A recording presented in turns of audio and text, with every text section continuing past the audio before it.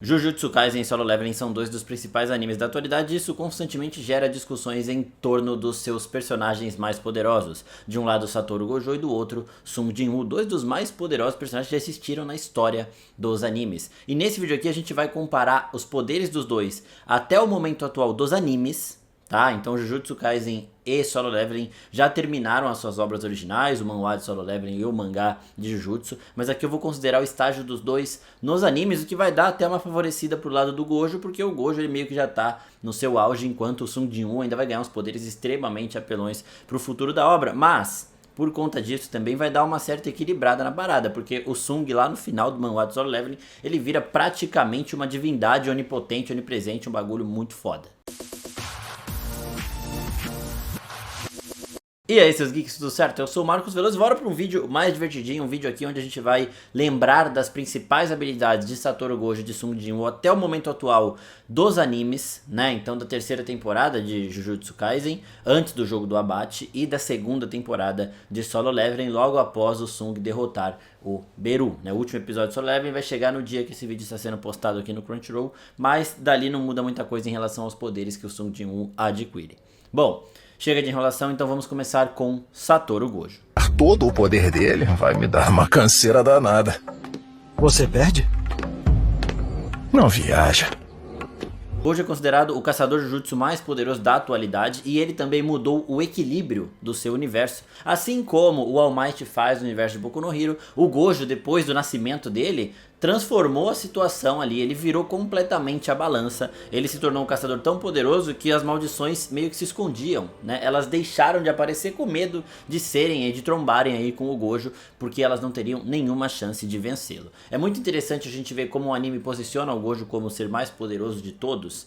A gente tem o Sukuna ali, é claro, mas o Gojo ainda sobressai porque ele tem tipo todos os poderes possíveis da hereditariedade da família dele, que é uma das três principais famílias. Então geração por geração nasce algum Gojo com poderes específicos, né? Os 6 olhos, o ilimitado, o Gojo tem tudo e ele ainda é um super gênio que consegue desenvolver novas técnicas e fazer uns negócios assim bizarros. Ele, além dele ter habilidades latentes, né, que ele nem precisaria de esforço para conquistá-la, ele é um prodígio. E entre as habilidades dele ele tem o infinito. O infinito é basicamente um escudo que protege o Gojo de sofrer ataques, né? Na técnica ali é um negócio mais aprofundado, onde ele vai criando campos de força infinitos, então o ataque vai ficando cada vez mais lento e nunca vai chegar nele, porque esses campos de força eles são realmente infinitos, né? Nunca vai acabar o espaço entre o Gojo e o ataque, ele pode diminuir, mas ele nunca vai acabar, então o ataque em teoria nunca vai acertar o Gojo. Esse é o ilimitado dele, que graças a outra habilidade do Gojo fica basicamente ativo o tempo todo. E essa outra habilidade são os 6 olhos. Os 6 olhos permitem ao Gojo fazer com que o seu cérebro funcione com um nível de percepção absurdo. Então ele consegue assimilar as coisas muito mais rápido, ele consegue desenvolver as técnicas de uma forma muito mais avançada, ele consegue ter uma percepção de ambiente também extremamente absurda, né? Tem uma cena do Gojo criancinha, que ele está sendo investigado por pessoas a quilômetros de distância e ele percebe essas pessoas, né, graças a essas habilidades de percepção que ele tem. Então até aqui o Gojo tem basicamente um escudo que fica ativado 100% do tempo e ele tem os 6 olhos que permitem que o cérebro dele processe informações de uma forma alucinante. E agora, no uso da energia amaldiçoada, que é o principal foco de poder, fonte de poder do universo de Jujutsu Kaisen, o Gojo consegue combinar o ilimitado dele com essa concentração de energia amaldiçoada e criar 3 cores de poderes que são também extremamente apelões: o azul, o vermelho e o roxo. O azul, o primeiro deles, é basicamente o Gojo expandindo o seu ilimitado em uma certa área, em uma determinada área, e usando a energia amaldiçoada para criar neste espaço que ele concentrou a sua energia, uma espécie de buraco negro que suga tudo e todos que estiverem próximos. Então ele consegue com o azul atrair inimigos, atrair objetos, né, e sugar todos como se fosse realmente um buraco negro. Ele também tem o vermelho, que é o contrário disso tudo. Ele faz basicamente o mesmo processo, mas para repelir. Então ele repele ataques, ele repele inimigos, ele repele objetos, qualquer coisa que se aproxime dele também. E ele tem o roxo. Ele tem o roxo, que basicamente é a união do azul e do vermelho, né? Você juntar as cores azul e vermelha, você forma a cor roxa. E aqui, então, ele junta uma técnica de repulsão com uma técnica de atração. Ele cria uma zona que basicamente destrói tudo que tiver no caminho dela. Ele usa a primeira vez essa técnica contra o Toji, né? E ele abre um rombo no meio do Toji, assim, é um negócio bizarro. O Toji fica aparecendo o logo da Apple ali. E além disso tudo, de todas essas técnicas que o Gojo tem, ele ainda tem a sua expansão de domínio, que é basicamente um ambiente que ele cria. Ele coloca o adversário dele dentro desse ambiente e com isso ele aumenta todas as suas técnicas. Todas as técnicas dele, que já são extremamente poderosas, têm um nível aumentado dentro da expansão de domínio dele e ainda tem acerto garantido, ou seja, não tem como você evitar os ataques do Gojo dentro da expansão de domínio dele. Fora isso, ele é um lutador, né, no X1 ali, um lutador mesmo de mão, extremamente rápido e habilidoso, né, ele tem ainda essa percepção dos 6 olhos que ajuda ele a desviar de golpes e tudo mais. Ele tem técnicas de combate também que, mais voltadas para o universo de Jujutsu Kaisen, permitem que ele consiga se defender de expansões de domínio adversárias, principalmente do Sukuna, que é quando ele usa muito isso, né? Ele desenvolveu uma habilidade, graças à sua manipulação de espaço, ele desenvolveu uma habilidade de teletransporte também, então isso torna ele ainda mais rápido e mais difícil de ser acertado. Então ele tem técnicas de ataque e de defesa extremamente poderosas, fora a reversão de energia amaldiçoada. Essa reversão pode ser usada para diversas funções, mas o Gojo usa principalmente para regeneração, né? Efeitos de regeneração, então para curar o próprio corpo de ferimentos basicamente fatais, né? Ele aprendeu isso também contra o Toji depois de estar praticamente morto. Ele conseguiu sobreviver nos danos ali que ninguém mais sobreviveria. Então basicamente, em termos de Satoru Gojo, é isso. Dentro ainda da expansão de domínio dele, é muito difícil de você conseguir sobreviver contra ele. Agora vamos para Sung Jin-woo até o momento atual do anime de Solo Leveling. O que já é muito impressionante, porque como vocês puderam ver na luta contra o Beru, ele já está muito além dos caçadores Rank S.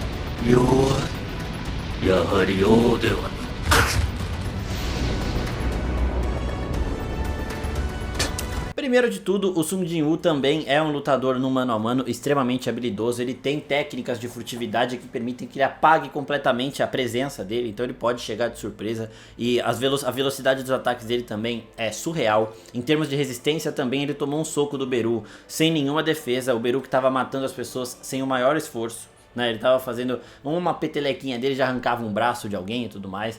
E ele deu um soco abertão no Jin-woo. O Jin-woo simplesmente se segurou ali no chão e voltou, mal ficou machucado. Além disso tudo, ele também é extremamente resistente, né? Então ele aguenta muita porrada. Ele não tem o ilimitado do Gojo, que é um escudo natural, digamos assim, mas ele resiste muito mais sem precisar dessa defesa, né? Ele aguenta golpes assim espetaculares, extremamente poderosos, de destruir montanha, assim. A parada vai machucar ele, mas talvez dê dano mínimo, tá ligado? Ele ainda é resistente a venenos e a enfermidades, então é outra coisa que deixa ele extremamente apelão. Uma técnica do Sung Jin-woo que ele já tem aqui, que dificultaria muito a vida do Gojo, é a extração de sombras também, porque isso faz com que ele fique ainda mais rápido, né? Porque ele desenvolveu uma outra técnica de trocar lugar com as sombras dele. Ele tem essa extração em nível basicamente ilimitado, então ele pode sim summonar, ele pode invocar um exército inteiro para lutar contra o Gojo, né? Claro que ele tem a mana dele ali, que vai acabando, vai se esgotando, e o Gojo possivelmente também poderia esgotar isso muito rápido, né? Ele poderia usar o roxo pra dizimar metade da galera ali, pra dizimar boa parte. Seria uma luta bem interessante nesses termos, mas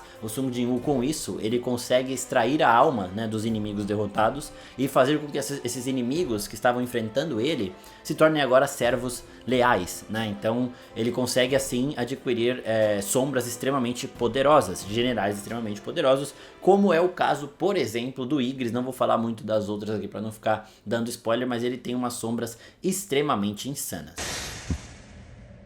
Ike.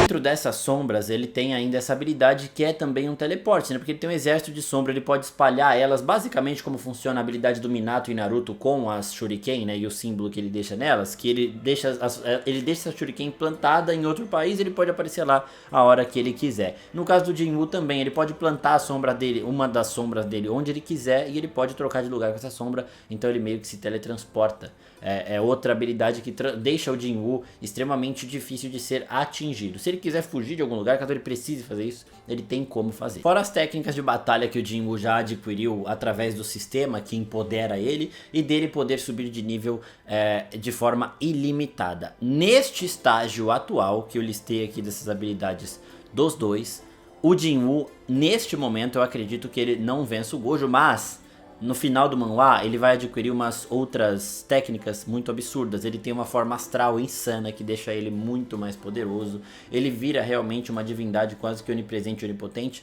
Então aí deixa muito difícil do Gojo derrotá-lo. Então basicamente, no tempo atual dos animes, das duas obras, o Gojo, na minha opinião, supera o Jinwoo.